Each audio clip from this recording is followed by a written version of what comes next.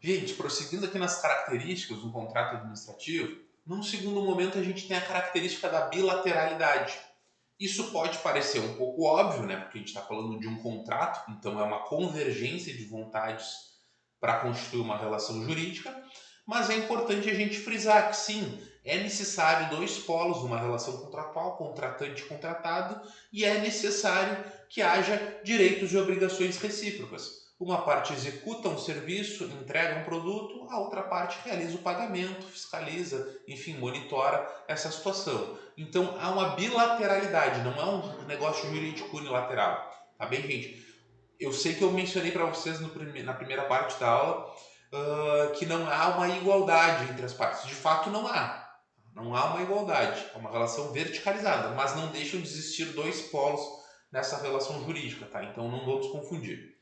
Uma terceira característica, gente, é a questão da comutatividade, característica da comutatividade. O que isso significa dizer, pessoal? Que as obrigações das partes, elas são proporcionais, elas são equivalentes àquilo que foi previamente estabelecido. Estabelecido aonde? Estabelecido lá na licitação. Né? Se houve uma licitação no qual sagrou vitoriosa uma empresa que propôs o valor X, é esse valor X que vai ter que ser mantido na constância na execução do contrato. Né? Ainda que esse contrato sofra ligeiras alterações, e a gente vai falar sobre isso mais adiante, é possível que haja alterações no contrato administrativo, quando houver essa alteração, proporcionalmente o valor tem que ser reajustado para garantir que aquela melhor proposta seja mantida.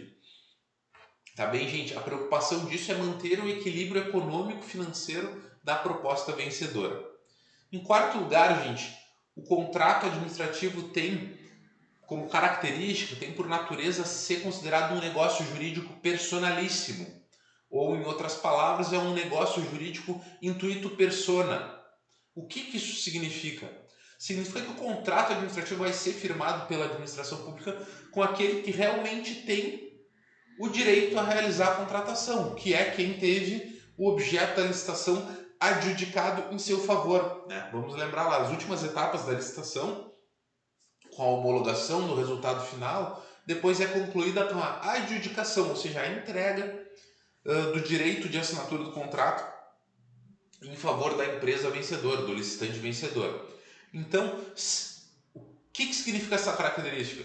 Se a administração pública for assinar o contrato com alguém, precisa necessariamente ser com aquela empresa vencedora da licitação.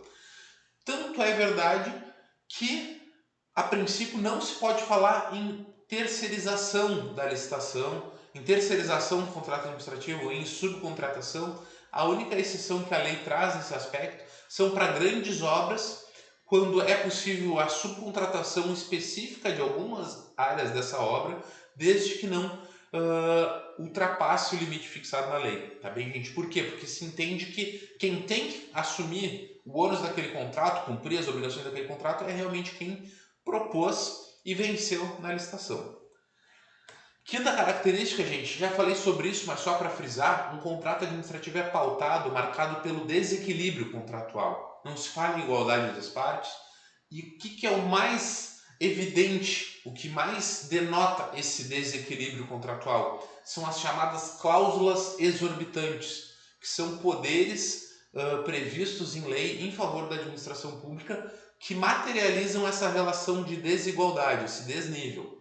Tá? As cláusulas exorbitantes que vão desde o direito de fiscalizar, o direito de multar, o direito de punir, o direito de rescindir o contrato. Enfim, a gente vai tratar sobre elas mais adiante. Mas colocam a administração pública numa condição de completo favorecimento se comparado com a entidade particular, a contratada.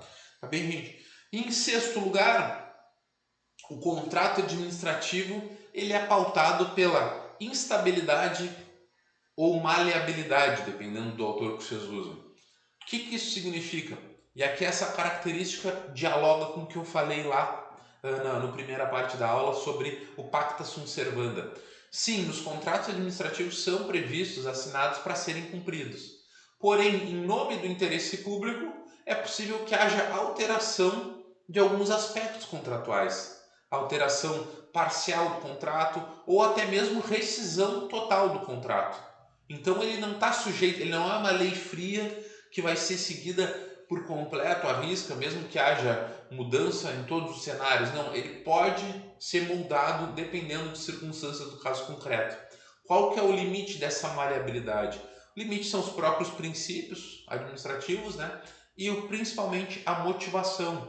Precisa haver um motivo fático ou jurídico razoável, justo, adequado, coerente, verdadeiro, para que o administrador tenha legitimidade para malear, moldar esse contrato a uma nova realidade. Tá bem, pessoal? Por hoje é isso.